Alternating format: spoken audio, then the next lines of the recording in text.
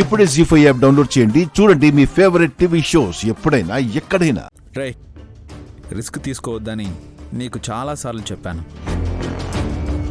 వాయువు పేరుతో లెటర్లు రాసేది ఎవరన్నా కోపంతో తిలోత్తమమ్మ ఏదైనా చెయ్యడమో చేసుకోవడమో చేసుంటే నీతో పాటు సుమన కూడా నష్టపోయేది కదా.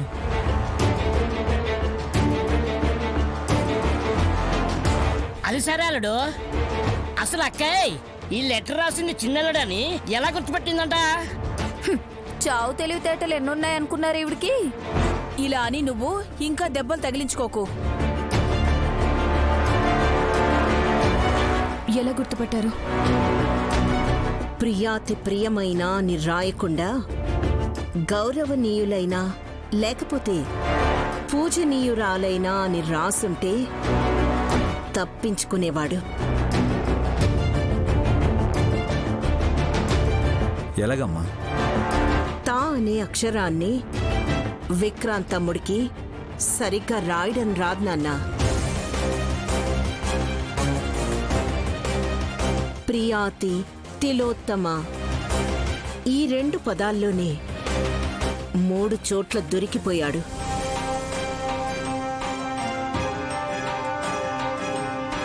పోయినసారి టెన్షన్లో గుర్తుపట్టలేదు. ఈసారి లెటర్ రాగానే నేనే తీసుకున్నాను. విక్రాంత్ నాకు చెప్పుంటే ప్రాక్టీస్ చేయించేదాన్ని కదా. నువ్వు ఊరుకోమ్మా. చిన్నల్లుడు, రమణమ్మని రాసావు కదా, ఆవిడెవరు? గాయత్రి ఎస్టేట్ వాచ్మన్ వీరన్న భార్య. రమణమ్మని నా చిన్నప్పుడు ఎప్పుడో చూశాను. నాకే సరిగ్గా గుర్తులేదు.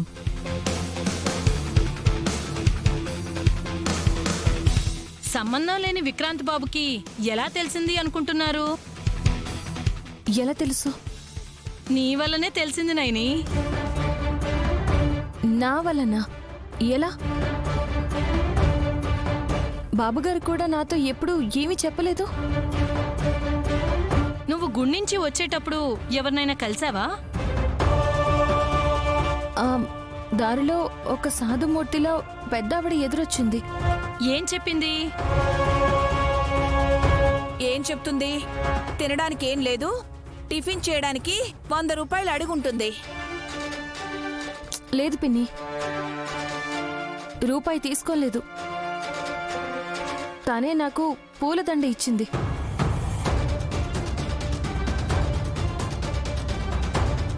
ఆవిడిచ్చిందా?